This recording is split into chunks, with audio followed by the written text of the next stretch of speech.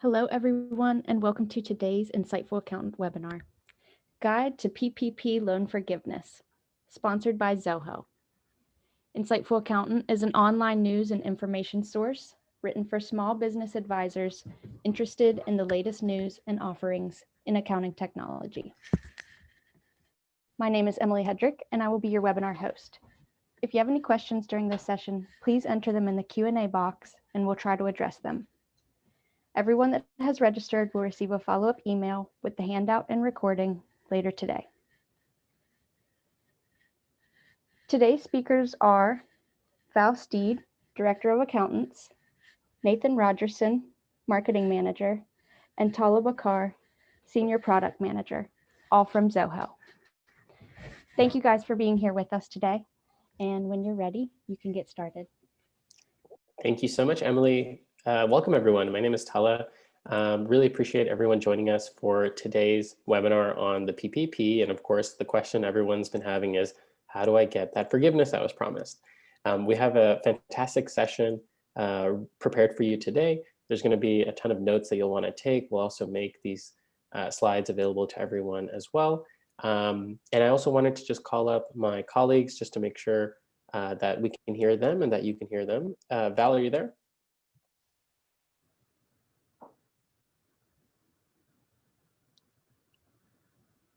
Val, I just wanted to check that you can hear my audio. Are you there? Yes, can you hear me? Yes, I can hear you now. Fantastic. Technology, you gotta love it. Folks, thanks for being here. And you might be wondering, why are Zoho people talking about PPP? Well, we decided to early on. We've been studying this from early in spring when they first started talking about it to when they passed laws. And I really think we've got some great information for you today. So welcome. I come from a CPA accounting background of many years, and so I think you'll like what we have to share with you today.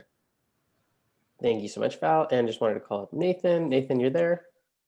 Hey, Tala. Yeah, I am here. And you may be wondering why a marketing manager is talking about PPP, but I will let you know I have over 5 years of accounting experience. I actually was an accountant before I moved over to the Zoho team, so just keep that in mind whenever I'm talking. Thank you so much. And so without further ado, I'd like to just introduce you to our program and a little bit more about Zoho. So many of you may have heard of Zoho as a product company, a software company, maybe in terms of our CRM applications, or even some folks are using our business email. The three of us work on our finance product team, but I just wanted to give you a really quick kind of overview of what Zoho does. Now, I know this looks like a whole bunch of nonsense with all these symbols. These are actually all icons for various Zoho applications. So as of right now, we are at about 50 plus business applications. So when I talk about business apps, I'm talking about everything from managing the accounting and bookkeeping, which is what our team does with Zoho Books, to managing, let's say, inventory management, expense management, all the finance related topics, all the way to things related to sales and marketing. So one of our flagship premier products is Zoho CRM. So Zoho CRM is basically a system where you can track all of your leads and contacts, and it integrates into your accounting system. And then there are various tools across the suite that are there to help you with whatever it is that you need. So one of the more popular products with our accounting system is Zoho Analytics. That's going to be a product that a lot of our customers have used to help track their PPP spending, create dashboards for their finance information, really dashboards for anything that you need. But the main focus is that Zoho builds applications to help small businesses in every realm of running their business. And it's not just for large enterprise businesses. It's priced extremely competitively. Our entire bundle is $1 a day per employee. And that's the way that we want to keep it. It's focused on small to mid-sized businesses. Now, in particular, the Zoho Finance Suite is, as I mentioned, where we spend all of our time.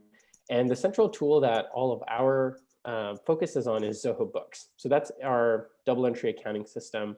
That's really the system that all of our clients have been using to maintain their reports for this past year, make sure a lot of the calculations that Val is going to go over today in terms of how much of that expenditure actually went into payroll expense can really easily be brought in from an app like Zoho Books.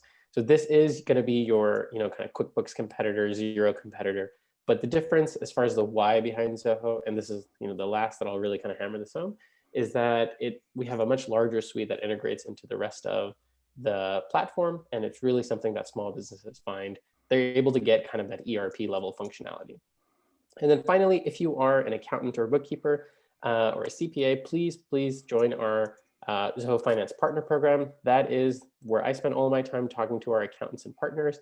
It's a free program. It basically brings you all of the resources for Zoho partners, but specifically for finance advisors.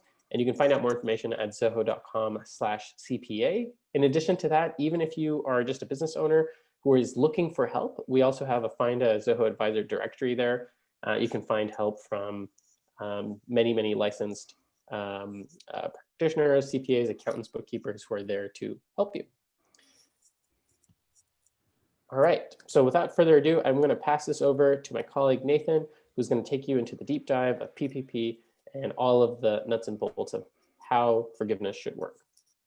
Hey, Tala, thank you for passing it off to me. And so without further ado, let's get to it. We got a lot to cover and a short amount of time. For the agenda today, we're going to be talking about a PPP General Overview, the loans timeline. So basically, since it started, everything that's happened since then, how forgiveness works, the PPP deductibility, and a PPP forgiveness application. We're going to actually look at some of the applications and go over those for you guys, girls. So for a general overview, I just wanted to kind of cover what the PPP, how it originated and what it was. So it originated from the CARES Act as a small business relief, and it started with over $349 billion in the fund. That actually, at the time, went very quickly, and people were kind of freaking out at that time. So then they added 370 billion later on. And this, I don't know if the funds were actually ever fully depleted. Val, you might know more on that. No, but, they actually weren't. And I think most people here are going to be on this webcast have already gotten a PPP loan, or at least, seriously considered it and whatnot, because there's still funds left there, and they're going to put more funds. I really do believe they'll put more funds in again with this next piece of legislation, but it is not done yet. So there is funds there, and that's kind of sad that there was funds there. I think what happened was people got panicked about the forgiveness and didn't go after loans. So there, as far as I know right now, you can apply. So be aware of that. Yeah, and so it's intended to keep people on payroll. That was the main purpose of it. And for the most part, it did do that. I know a lot of small businesses personally that did apply for a loan, and it was great for them.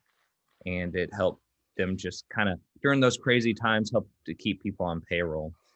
And the loans were presented as a forgivable and free. Later on, we'll kind of discuss the caveat of what the IRS did with the forgivable and free. But the max amount of the loan was 2.5 times average monthly payroll. Right. And that was from your 2019 payroll, or there were a few different exemptions you could go through and obtain that. And when they promoted this to the public, it was very important to understand, folks, the intent of this whole thing essentially really was the government wanted to literally just hand money to the businesses that were trying to stay in business. So as you'll see, when we go down through some of these qualification forms and forgiveness forms, they literally were just trying to hand money to businesses that were trying to keep people employed and working. And that's all they were trying to do. They were trying to trap anybody, trick anybody. It's all they were trying to do. Now they're trying to fix it, make it cleaner and easier for you to obtain that forgiveness and just be done with all this and move on. Mm-hmm. Yeah, for sure. And whenever we talk about the timeline and the history of the PPP loan, so it all started, this craziness all started March 27th, 2020. And that's whenever the CARES Act became law. And on June 5th, 2020, PPP Flexibility Act becomes law. So this basically extended the amount of time that you have to spend your loan. Originally, it was 8 weeks, and now they extended it to 24 weeks. And they also extended the deadline to apply from June 30th to August 8th. So this was a pretty cool thing that they did, just because at the time people were kind of thinking, how am I supposed to spend 2.5 times monthly payroll in 8 weeks, because that was only technically 2 months. So it was just kind of a lot of confusion. And then so on June 16, 2020, SBA forgiveness application is released. This also added a lot of confusion because people are all over the place with this. It was pretty nuts at the time. And so August 8th was the revised deadline. And then August 2020 is forgiveness application for loans of $50,000 or less was released. This was pretty great news, but at the same time, it's an easier form. But as Val and I've kind of discussed off this webinar, was that they kind of released this under the radar. So people didn't know about it. So people were still looking at the standard form and freaking out. How are they going to figure out all these calculations? Yeah, And we'll so go through that in detail, folks, towards the end of the webcast. We just realized we were a little surprised that they released 2 extra forms without a lot more, braggadocio, if you will, from the folks in the public realm. Also, let me just throw in one other answer to a commonly asked question that I've gotten about this legislation that isn't passed yet. A lot of people are saying, if I already had one PPP loan, can I get another one with the new legislation they're talking about now, what they're trying to do before the end of the year? Not that I've seen. I've not seen anything about a second PPP loan. Hopefully they do. Honestly, I would prefer to see them getting money to these businesses that are trying so hard to stay in business, no matter what. 2 loans, that would be just great, in my opinion. yeah, and you can really stay updated with the PPP loan at SBA's website. Here's the link right there, and the Treasury website as well. You will have access to this presentation, so you'll be able to kind of go to those links later on. So don't feel like you have to stress out and write it down right now. And so let's go ahead and get to how does forgiveness work. I'm pretty sure a lot of y'all already know this, but let's just go over this for some of the individuals that don't. And this is also a great slide for y'all to have if you are an accountant and you're presenting to your clients, to let them know, hey, you need to do this. You need to keep track of these type of transactions so that later on, whenever you're applying for forgiveness, it's easier. So for forgiveness, allowable costs are payroll costs, rent, interest on mortgages, and utility expenses. And they actually updated the forgiveness ratio to 60-40, so 60% on payroll costs and 40% on non-payroll. I think originally it was 75. It was 75. And those of you who may have gotten a loan early under the 75 rule, this 60-40 overrides that prior rule. So everyone falls under the 60-40 rule. If you did happen to elect the 8-week period as shown below on the slide and actually file with them with the 8-week period, then you're kind of locked into that 8-week period. But if you haven't filed for forgiveness yet, technically, you can choose either the 8-week coverage period or the 24-week coverage period. And you probably ought to go calculating stuff under both situations if you actually need to calculate. Now, hold on there. We're going to get into the forms here in a minute in detail towards the end of this. And we're going to talk to you a lot about who needs to actually get in the weeds and get in the details. But I can guarantee you the key thing, the key number, Nathan's got it right there on the screen. The key number that you really need to make sure you've got a very, very good calculation and records on is this 60% of payroll costs. Now remember, payroll costs include everything related to payroll, healthcare, state unemployment, all that kind of stuff. That's all included there. Okay, here we go. So all these payments for vacation, parental family vacation, state and local taxes, not FICA, not federal FICA. So all of that. Make sure you keep a good detailed record of all that expenditure. And honestly, from your loan, it shouldn't be very hard at all if you're trying to keep people employed to use 60% on payroll. That shouldn't be really a tough thing to do. And as you'll see when we get to a couple of forms later, one form in particular, that becomes a pretty important, essentially just a quickie out number on the short form. So we'll talk about that as we kind of get down to that point. Compensation also excess of those who make more money in that period. Now remember, that's in your measurement period. So in 2.5 months of 2019 payroll, if somebody makes more than $100,000 in that time frame, then that needs to be reduced to the $100,000 or limited to the number that they're giving you for that 2.5-month period. At first, if you go back and measure, there was a bit of a penalty there on that at first, because in 8 weeks, you couldn't really use up the amount that you've gotten in the loan to pay back to cover your costs at the 75% in 8 weeks of what they were trying to do. The minute they changed that to 60% and 24 weeks, it made it a slam dunk that even the $100,000 and above compensated folks, you should be able to cover payroll for that particular person. Yeah. And one thing to kind of note out too is whatever bank you're working with, they should be able to help you with some of these like included and excluded, because I think they have to audit it themselves before they kind of send it off to the PPP, SBA. But at the same time, you need to keep track of things as well. And so for non-payroll costs, like I mentioned earlier, is business mortgage interest payments, business rent and lease payments, and business utility payments. But because this is a 24, you can spend the loan in 24 weeks. You most likely will spend it all on payroll if you keep everyone kind of employed and you're not impacted by, everyone is impacted by COVID-19, but at the same time, your business could have still functioned and you could have just kept everyone on payroll. So Nathan, could you do me a favor? Could you back up one slide for just a second? Yeah. Okay. The compensation, there was a question about compensation of $100,000. That is an annual amount. I'm sorry if I missed that, folks, there. And so if you go in and look at the annual compensation of $100,000 or more, those are the people where you run the limitation.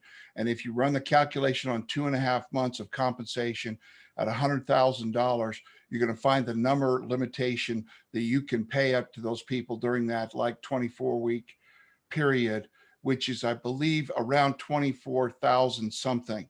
So that is an annual number. Mm-hmm. And then a couple more points there. I had another question already in a session last year. People said, wait a minute, what if they're a non-resident alien, they work in the United States, they got a green card. Yeah, if their address is in the United States and they're on your payroll, okay, and this business is owned by U.S. citizens, you absolutely, all those people qualify. Their goal was not to penalize anybody that was not a U.S. citizen working for you. They want to keep everybody employed. So as we've got the bullet point right there, all those people qualify, including your unemployment taxes, federal, except for the FICA. So make sure that you keep an eye on that. And the last bullet point here is payments you make to independent contractors, they are not your payroll. So what has to happen there is you have to tell them they need to go apply for their own PPP loan. And even if they're self-employed, they can get their wages covered up to $100,000 annually. So they can do that. Yeah. And one thing to note, if you look at the included side where it says for an independent contractor, that is saying for an independent contractor individually. That's not including on your payroll. Yeah. So, do we have a polling question we need to do here, Nathan? I think Emily just does that on the back end. So. Oh, okay. So we're good. Okay. Just make sure we're cool. There we go. Oh, yeah. She asked. And while this poll question is up, I actually have a couple of Q&A questions for you guys. So one is from Karen, who asks, when does the 24-week period start? Date of loan papers or when deposited in the bank? I believe it was deposited in the bank, right? The day after you receive the funds. Okay. Day after you receive the funds. And then that begins your measure. That begins your coverage period, whichever one you deem, 8-week or 24-week. I don't know I don't know honestly who'd pick 8 weeks. Right. And then this one is answered on this slide here. But it says, so wages paid to independent contractors are included, and that's not included, right? Not included. Not included. Thank you very much. Yeah, and another thing, I believe, as far as you have to use your loan before December 31st, correct, Val? Right now, that's the way it stands. But now, don't be surprised if they don't. We're sitting here on December the 10th, and they've still got money. And they're putting more money into this thing. They're going to do something to open this back up. They have to. Mm-hmm. Yeah. So just obviously stay updated with any type of webinar or you don't just watch the news and they're talking about this seems like every day almost. So just kind of stay up to date on that. Tyler, there was one in there in detail. Let me just quickly comment on that. There was a question about non-payroll mortgage does not escrow payments or rent does not include CAM payments, correct? Not familiar with CAM payments, so I can't answer that one. I'm sorry. You might have to look that one up. Yeah. And another good thing to point out is forgiveness reduction. So if you have the PPP loan and any of these things happen, your loan forgiveness will be reduced. So if salary or wages are reduced by 25%, they will reduce the amount of forgiveness you have. And then if full-time equivalents are not maintained during the covered period, we'll kind of talk about this a little later, but the full-time equivalents, there are some, not necessarily workarounds, but there are ways that it seems like the government is trying to work with you. And there are some safe harbors. So if an employee, no need to rehire if the employee rejects the job offer. So meaning if you have a reduction of your full-time equivalents, but the employee say, hey, I like this unemployment more than working at Chili's, then technically you can write that off and you don't have to, your forgiveness will not be reduced. And if workers are rehired within a certain period, you are able to not have that reduction and also unable to operate at 100% due to COVID-19. That's kind of the caveat we'll talk about later. And it's something that the forms aren't very clear on, but at the same time, I feel like anyone's impacted by COVID-19, but we'll get to that a little later, like I said. Now, folks, right here, what we've got listed here, these are some of the key issues in the long form. So don't panic on these yet, okay? Because I highly doubt very few of you on this webcast will have to use the long forgiveness form, okay? Hold on, we'll show you why here in a minute. But the key thing here is this, okay? These are the big triggers if you got to get in the weeds and get in the details. Just set these aside for now. We'll come back to these when we get to like the full form. Don't let these panic you right now, okay? Just, this is where they started at, then they backed off significantly. For sure. So let's move on. So if your loan is not forgiven, so if a portion of your loan is not forgiven or if the full loan is not forgiven, the PPP loan has an interest rate of 1%. So it's still a low rate loan. So you could see that as favorable. And the loans issued to prior to June 5th have a maturity of 2 years. Loans issued after June 5th have a maturity of 5 years. I don't really understand the difference on why they did that, but that's just the case. Weird government thing here, Nathan. What they did is and it's on approval. So if you were approved prior to June 5th, what they're doing is it's really kind of dumb. They had to clean this up too, make them all 5 years. But they just said you're approved under this system, so you're locked in at 2 years, and you're approved under this system, so you're locked in at 5 years. And who knows, maybe this new legislation will make them all 5 years. Truth is, a 1% loan for that period, it still should be easy. Now, we don't want you to have to pay back anything, and that's our goal. We're going to show you these different forms, but realize they're trying to do everything they can to make this easy. They're not trying to get anybody. They're just trying to now, help out. I'll tell you who they are trying to get. And I do there's a great place to talk about that, Nathan, to talk about this. Folks, if you got a PPP loan and you did so by not really being honest with the federal government and okay, they've been blowing a few companies up on this. And locally where I live in the Utah in Salt Lake City Valley, and they hit one company that I think got couple of $1 million or better in loans, and it was not valid, and they were fraudulently applying and overstating payroll and doing things like, oh man, I'll tell you, they pretty much shut the whole thing down. That's who they're trying to figure out who was really completely dishonest in this process. And businesses that are really trying to stay in business, they're trying to make it really easy for them to just kind of complete the process and move on. So. Yeah, and another thing to point out, the loan payments will be deferred 10 months after the end of the covered period for for the borrowers. This is something they also added. This is all directly from SBA's website. So Right. I have the link as well down there. And who knows? Here's another thing that could change as we get into all this. We'll see. Okay. But honestly, I don't think you need to, this is worst case. Okay. If you got a portion of your PPP loan that's not forgiven, this is worst case scenario, because like I say, with these two new forms, they're giving you a couple of real easy outs for most everybody on this call. And we're going to come up on that. Yeah. And another great thing that they're doing is neither the government nor the lenders. Oh, well, this is for the lenders, I guess, who are won't be charged any small business fees or anything. So, right. So this is a good thing for the small business, just because the lenders aren't charging any fees. So you just go in there and get a loan. You don't have to worry about refinancing and all that stuff. So let's get to the PPP deductibility.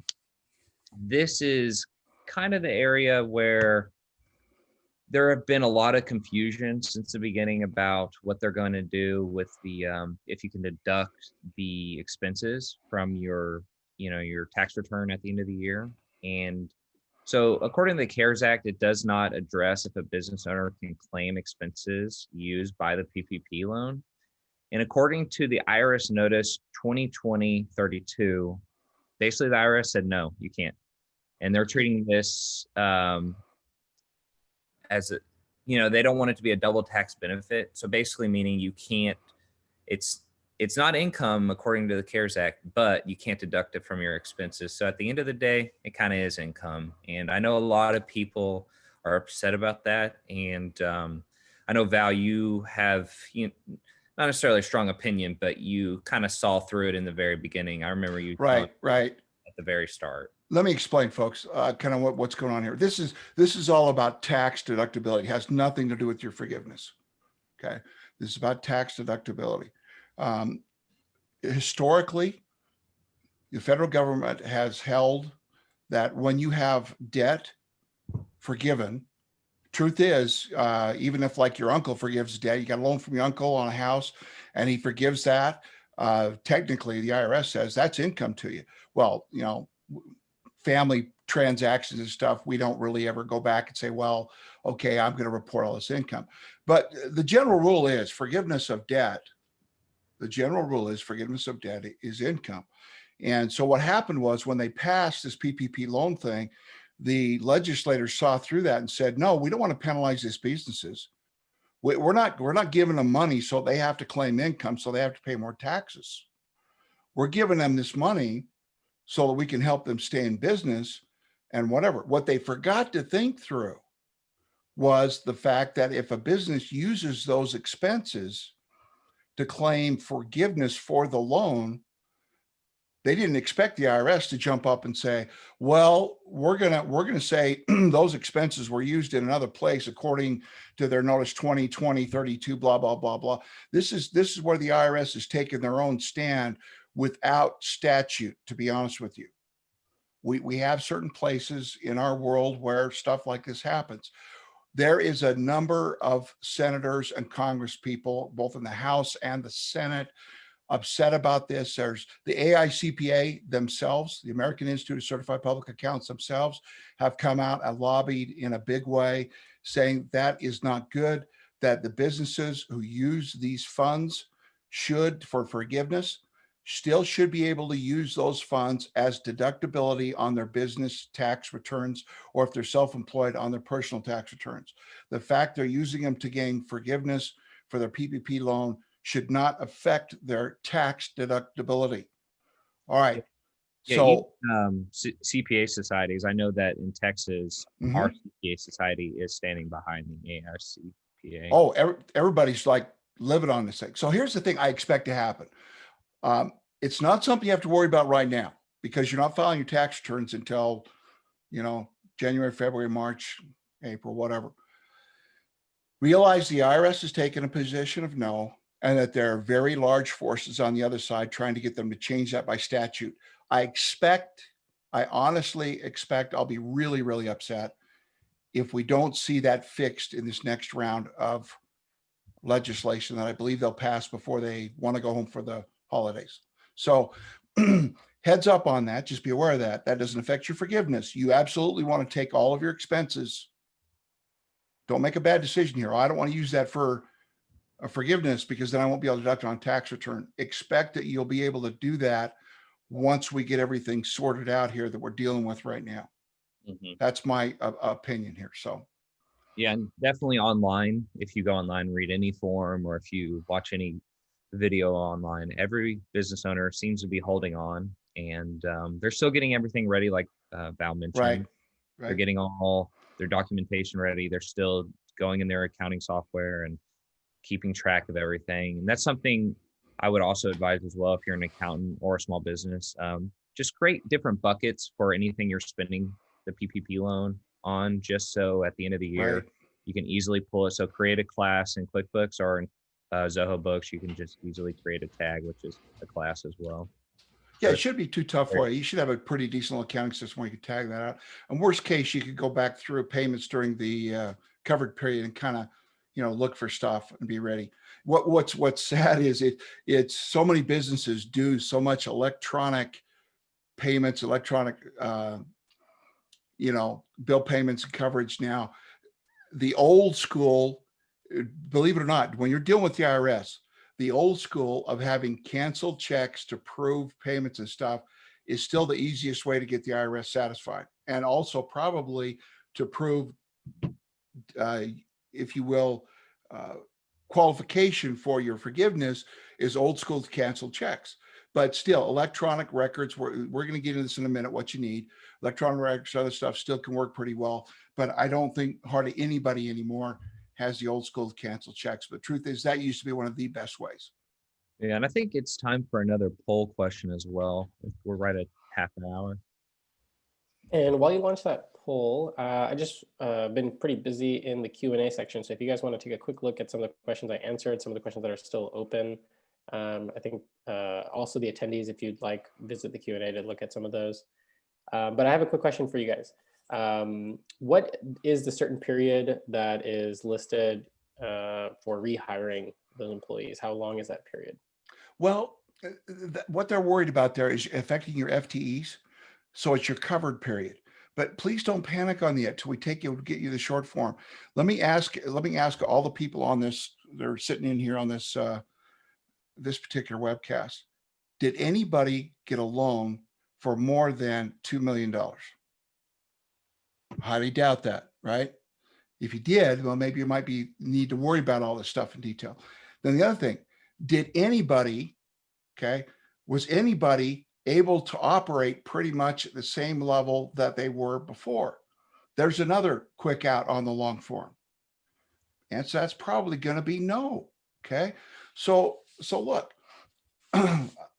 don't get caught up in the FTEs, and calculation of weekly hours and whatever, because especially if you can fall through the short form or the EZ form, you're going to be able to essentially not even worry about that calculation. So why don't we hold that till we get in the long form area, and then if anybody's still nervous about it, you can ask that question again. Fair enough? Yes. Let's go. Let's roll with that, Teller, because like I say, the first two forms are going to take out 90% of the people on the call. I promise you. Okay. Yeah.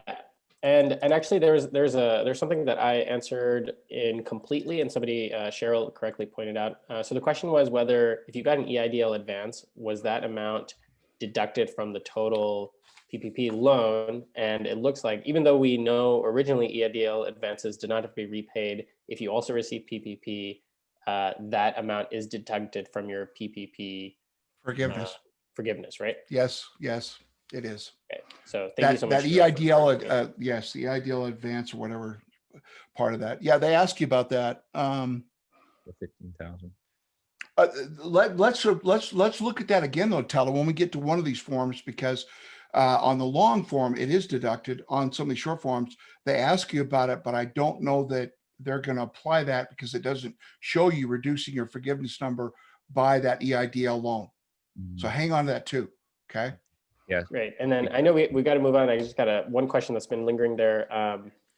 For FTE calculations, I remember we originally talked about this. This was based on a 40-hour work week. Can folks also do this on a 32-hour work week? Part-time. So like if before COVID hit, the people were working 24 hours, And after that, that's their full-time equivalents, 24 hours. They were working 24 hours a week. Then after COVID hit, if they're working 20 hours, okay, well then they're down 4 hours per week kind of thing. You don't Yes. get hammered on a 40-hour work week for everybody. It's kind of like, what were they working before? What are they working now when you get in that long form? Mhm. Okay, got it, got it. Okay, thank you so much. I know there's Excellent. more in there. If you see some that you want to call out, please feel free to do that. And Thanks, like I Todd. say, folks, hang on for some of these forms here. You're gonna be absolutely stunned. And we've got forms. We're gonna point you at forms. My good friend, his little business, and he's got quite a few employees. They went out and got a loan. It was more than 50,000, and I'll tell you why that number matters in a minute. But it's less than 2 million. And I talked to him last night, and he didn't know about this other form that had been released that really fits what he's trying to do, which is the short form.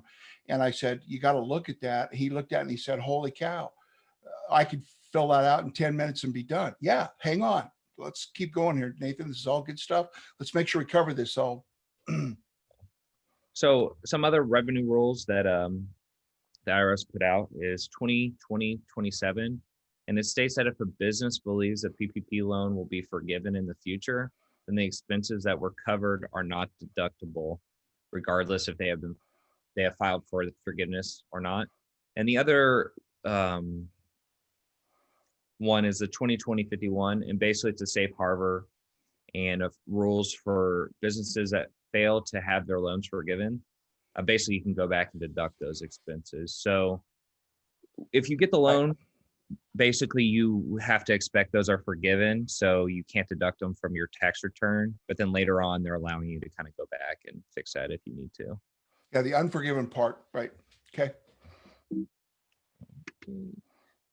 And so let's go ahead and get to we'll probably spend the rest of this session on this last topic, which is a forgiveness application. So there's a lot to cover here. We're going to just talk about them in general, and then we're going to cover two of the forms on this webinar.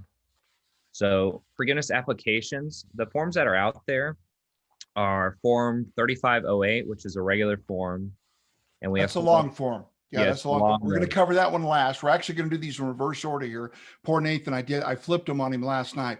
So we're going to cover the S form first, then the easy, and then the long form. So in opposite order there. Yeah, well, I don't actually, yeah, so we'll see what we get to on there. But basically, you can find these applications at sba.gov, and you'll be able to find anything you need right there. And so we have the 3508S, which is a PPP loan for less than 50,000. If you got a PPP loan for less than 50,000, you can use that form. It's a very simple form. I think the S stands for simple, and the easy. Yeah, everyone's saying the easy is supposed to be easy, right? Easier, right? That's your general IRS definition. You got your last form. Yeah. So what do you need? You obviously need your payroll information. This is what we've been talking about this whole time. So a good way to get that is you need your bank account statements to see the money actually coming out, and you need your payroll reports. You can get those from whatever payroll company you're using, or you can get them directly in whatever accounting software you're using, because typically every accounting software has some sort of payroll report section, or you could just create those yourself if you are that great at accounting. I know for me personally, I tried to stay far away from payroll, so I loved it whenever my clients use a payroll company. Payroll service, right? Yeah. Good thing to do. We always do that. And you definitely need your tax forms. So just mainly you'll probably just need the 941, but just keep an eye out on the other tax forms as well. And you also need your state unemployment forms. That would be very important as well. And so as for FTE information, the average number of FTE employees on payroll per week. But remember, folks, you only need to use this FTE information if you end up in the long form. So Nathan, don't spend too much time there, because I don't know that anybody's going to really need it. Sorry. So yeah, it's just basically the averages between February 15th, 2019 and June 30th, 2019, or January 1st, 2020 and February 29, 2020. And for seasonal, you're able to take the averages between those time periods. So they really, at that moment, you don't want to take the peak. If your peak isn't during those time periods that they're talking about, you just kind of take the averages of what you've done in the past. And so for non-payroll, for business mortgage interest payments, you'll need a copy of your lender amortization schedule. And for business rent or lease payments, you'll need a copy of current lease agreement. And for your business utility payments, you'll need a copy of invoices from February 2020 and those paid during the covered period. So really you just need your standard information that you should have on file somewhere. And definitely if you have a client that you're taking care of, I saw that a lot of y'all were worried about getting your client's documents ready. This is actually a good time for you to just have if you don't have the documents, you get with those clients and just get everything ready to go. Because I know a lot of times I used to do my own loan information and I would calculate the schedule on my own, but then it was always helpful if you just actually had the information from the lender. So yeah, let's continue. So here is the 3508S. This is a simple one. So if your PPP loan was less than 50,000. Okay, folks, let me talk you through this. If you have a loan, okay, and by the way, there was a question I just saw pop up. Why are the banks using so many? I have no idea whether they're using different forms. We're going to cover what they put out in the SBA loans. And what you ought to do is go back to your bank and say, wait a minute, here's the short form, here's the easy form, here's the long form. You know, why are you doing your different form? I don't know. I can't answer that. Okay. So hang on, here we go. But let me walk you through this quick. Okay. The page 2 on this form doesn't matter. It's nothing. It's about different volunteer information. Okay. So everything's on your screen here. All they're asking for you, key things up to look at here. Okay. PPP loan amount, disbursement date. Okay. Here's 2 other triggers: employees at the time of the application and employees at the time of the forgiveness application. They've got the EIDL in there. Yes, they do. But notice they want to know the amount and the EIDL number. They're not asking you to reduce your amount of forgiveness you're applying for. Okay, so $50,000 in loan and less. They're not even asking you to detail out how much you spent on payroll, utilities, all that other stuff. Let me tell you what's going on here. They don't have time to manage and review all these things. So essentially what they've done is they've given people that have $50,000 and less PPP loan a magic wand to just say, we're good. Then the rest of the pages are certifications. Make sure that you qualify for all the certifications.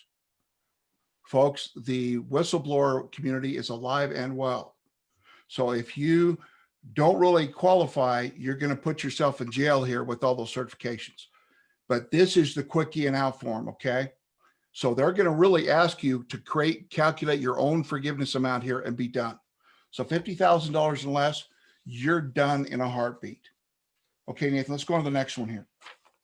Yeah, and this is just the end of it. And yeah, that's the second page. Now notice this is just all information stuff here. You know, what's your race, your gender, veteran, all this kind of stuff. They're just kind of telling you about it. It's not even important at all. You could even leave this page off probably in the form, to be honest with you. And so before we go to the easy form, could we go ahead and get our third poll question, Emily? And Tala, if you can kind of go over any questions that have been asked, that'd be great.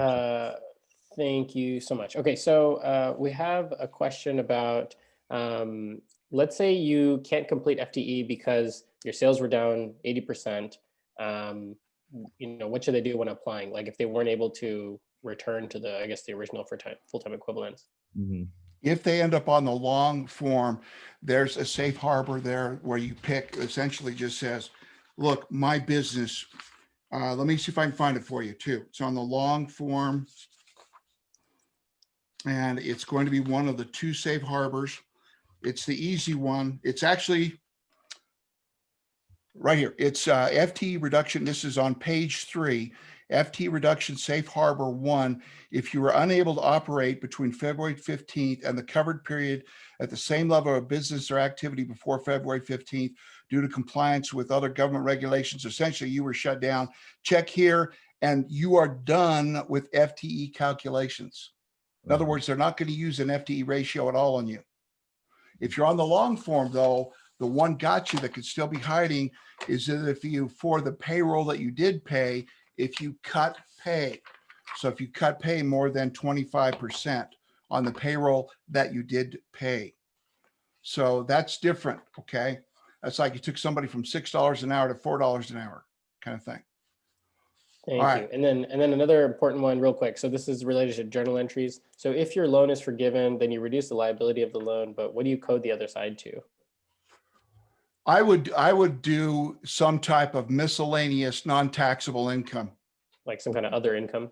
Yes, it would be another income and I would literally set up an account that would essentially say other income non-taxable. Yeah. So that we can show it for business, you know, statements to the bank, statements to our shareholders, statements to investors on how the business really did. But when we go to calculate taxes, we leave that part off for filing of federal and state income taxes. Yeah. It's And pretty also easy. It's a pretty easy cleaner trick. way to present it. I'm sorry, Nathan, I cut you off. What was that? I was just saying it's an easier way to present that, like you were saying, just so Right. it's just it's clear and concise. There's no questions about, hey, is this actually income? So Yeah, that part we know it's not. Let's go on to the EZ form. All right, so we got a little more complexity here with the EZ. Once again, they're going to ask you for a PPP loan amount. They're going to ask you employees at the time of loan application, employees at the time of the forgiveness of the application. Notice they're not worried at all about FTEs here. EIDL advance a number there. They might take that out. They might not. There is a trigger hiding down here. They're going to ask you about covered period. And then they come down here and they say, if the borrower together with all affiliates borrowed more than 2 million, check here. Now, in that case, folks, there's other forms that the bank has been sending out. If your PPP loan was more than 2 million, the banks have been sending out forms directly to the people that got the loans. You have 2 weeks, essentially 10 business days to fill out those questionnaires. And let me just say, to cover those in this session, we would need 2 extra hours. They have to do with revenue. They have to do with distributions. They have to do with liquidity. They have to do with assets. They're detailed. They're not fun. We're not going to cover them here. Okay. Individual bars that got more than $2 million or more. My best advice to you folks would be to get an accountant involved here, a CPA, to go through and make sure those forms are filled out correctly. Okay, let's keep going down EZ though. Now, EZ resembles the long form a little bit. Back to page 1, Nathan. Back to page 1 for a minute. It resembles the long form a little bit in the line numbers here. You got to list your payroll costs, your business mortgage interest, your business rent, your utilities. Then notice you add all that up. Okay.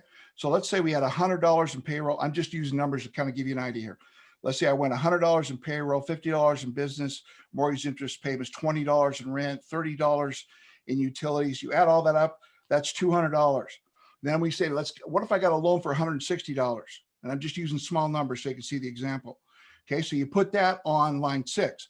Then on 7, you do your divide. And here's the trigger. Well, I said you got to keep real close track of your payroll costs. We divide line 1, which is your payroll costs, by 0.60. And essentially, if I did $100 in payroll costs that I paid, that number becomes 166 down here.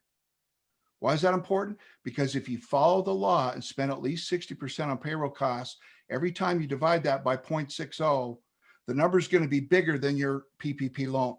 So my number I get is 166, which is bigger than 160. So then you hit the last line, which is here's the get you, where they say, okay, well, how much are we going to forgive?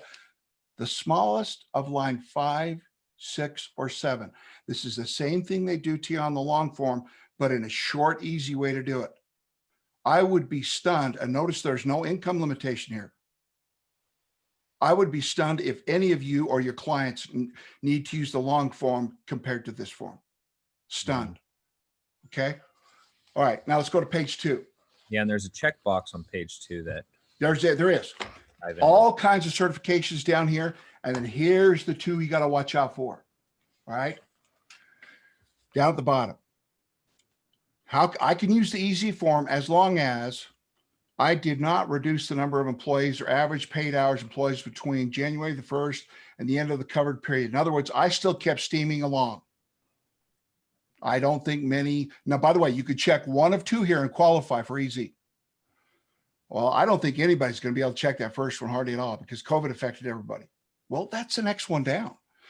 The borrower, essentially, I was unable to operate between February 15th and the end of my covered period because of compliance with some government shutdown or health or human services shutdown, or somebody shut me down. I did not voluntarily shut down. I was shut down, and I'm certain that almost everybody qualifies for that. That's why I'm saying I'd be stunned if anybody on this webcast, even people got more than $2 million, was not affected and was not able to check number 2 there. Mhm. Yeah, So, almost real quick, everybody was shut down.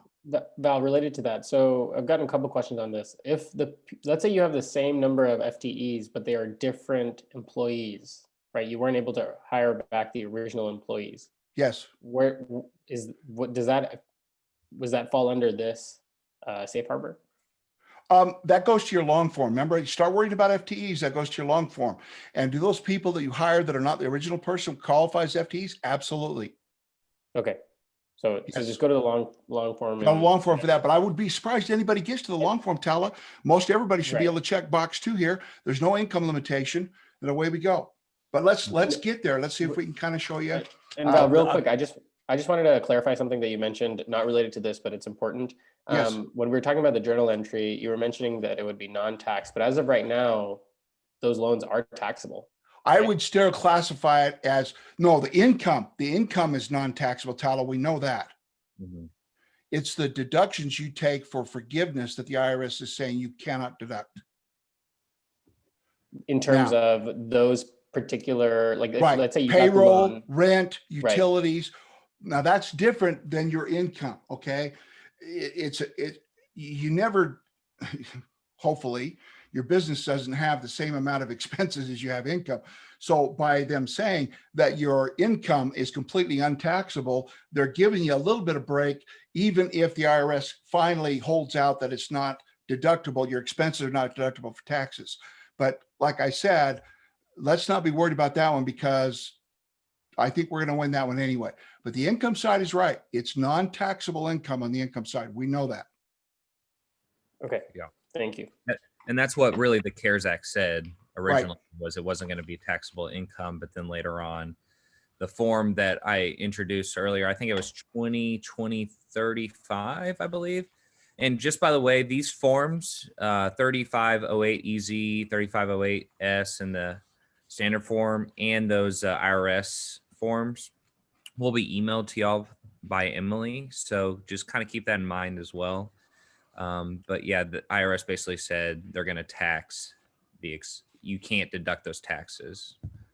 So, but yeah, like Val was saying, it would be a weird situation where you couldn't check one of those 2 boxes. Could use the easy form. Mhm. Polling question. Where are we at with polling questions here? Are we okay? Or do we need one? I think we're okay. Okay, I we're get talking We and I have lose one right track. before the end. Yeah, okay, I get talking and I lose track. I'm sorry. Let's go to the long form here for a second. If you fall into the long form, folks, okay, let me just tell you, okay, you go, there's your backside of your easy, by the way. If you fall into the long form, here's what I suggest, okay? The form is 3508. Go out, download the form, okay? Start building. If you're that big of an organization, you're really going to end up filing the long form.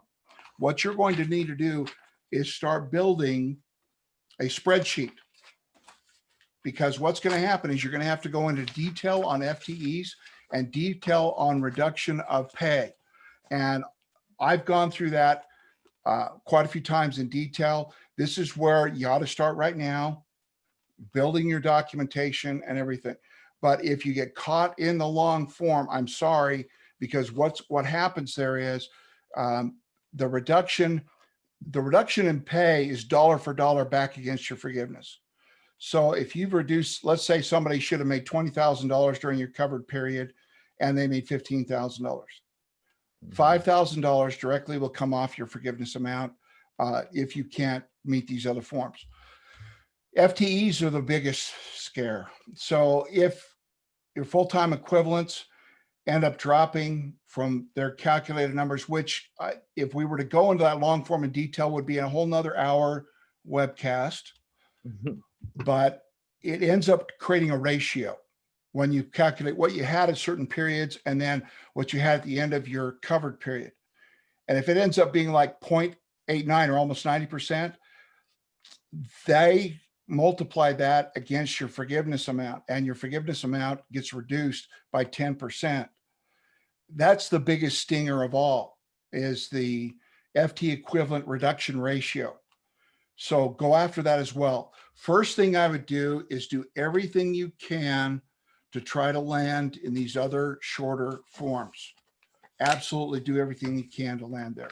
If not, then start working that long form, and you're going to need a supporting spreadsheet in detail. Their form, by the way, only has 4 or 5 lines per section. You're going to probably have more employees than that, so you have to build supporting schedules. And it's very complex, and I'm so sorry. I've walked through it a number of times with numbers and everything, and I literally had to go step by step by step down through everything on that long form. Now, I'm going to give you my best guess, and you're going to hear from Tala and also from Nathan here.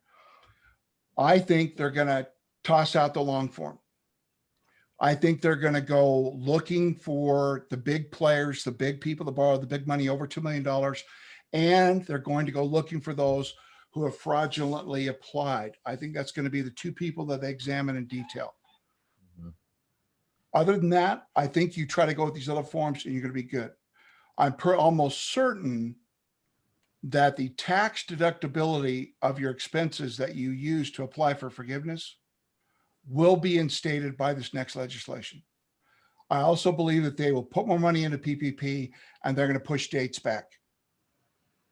If you've already got your PPP loan, you're past your covered period, and you fit one of those short forms, apply now and just be done. That's my opinion. Tal and Nathan, what you got to say about this?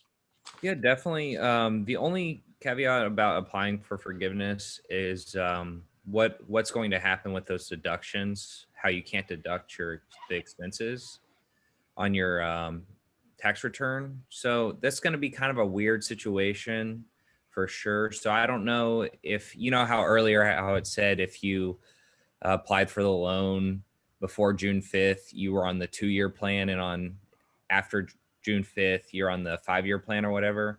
So maybe hold off just for more clarity. Definitely get everything ready to apply for the forgiveness and just be ready to go, but don't procrastinate. Just be ready to go. But at the same time, just kind of be ready for anything, because every day something's changing. Definitely with Congress, it seems like Congress is on the side of the small business, so just kind of keep that in mind. But we'll see what happens. Yes. Real quick, I know we only have a couple minutes left, but there's a couple questions I just wanted to get to. If you guys want to open up the Q&A, is there any specific documentation you can recommend for self-employed individuals, like what they should be using for, I guess, for supporting documentation or for calculation purposes?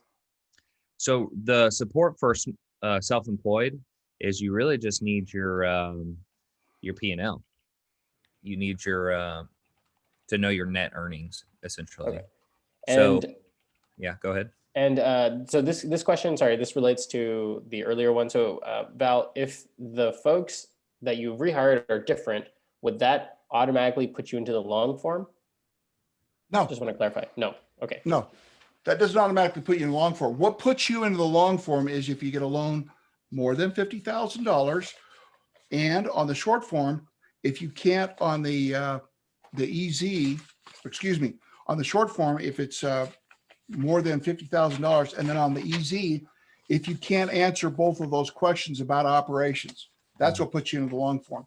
Yeah. Everybody could calculate FTEs, but you don't need to.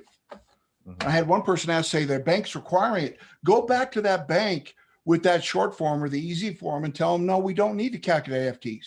All they're asking is, what were the number of employees at the time of application, or, you know, when it was approved? The 2 numbers are time of the loan application and time the loan was forgiven. And there's only a minute left. So I think this is another important question, probably the last one we'll have to end on. If you receive both PPP and EIDL advance, do you self-reduce the forgiveness amount, or someone mentioned in a question that their lender told them they will adjust the forgiveness and not to reduce on the application?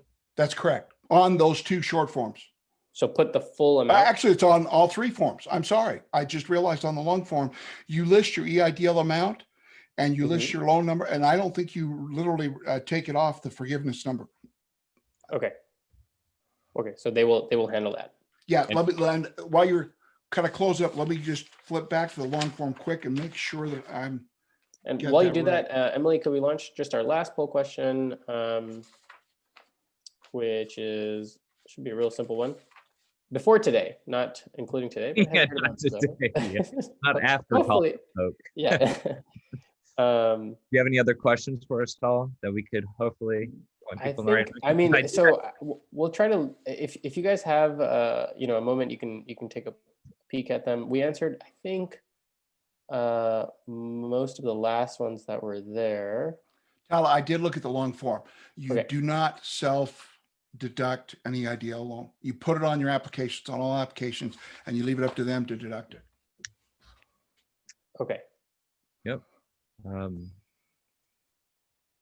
Well, thank you so much. I think that is the end of the time. Val, Nathan, that was awesome. That was a ton of information. We got actually several comments to do another presentation on this, maybe focusing on the long form. There are quite a bit of businesses out there. I think we're gonna group and discuss and talk about this. But thank you so much to Insightful and to Emily for hosting this. And we hope that you found it useful. Yeah, Thanks, folks. Have a good day. Yeah. Thanks, everybody. And if you want to reach out to any of us, please visit zoho.com/CPA. You'll be able to reach out to us on there. And then also all of our, hopefully, I think we can share our contact information when the presentations go out. So thank you so much. Thanks, everyone. I appreciate it. And thanks, Val, for diving deep into those applications. Thank you guys so much. I will send your contact information along with the webinar recording and the presentation. I also have some handouts Nathan sent me, so I will link all of those. And I think that's all. Thank you guys so much. It was a great presentation today, very well attended. Thank you all for taking the time out of your day. And we hope to see you all at the next Insightful Accountant webinar. Everyone have a great day. Thanks. Thanks, Emily.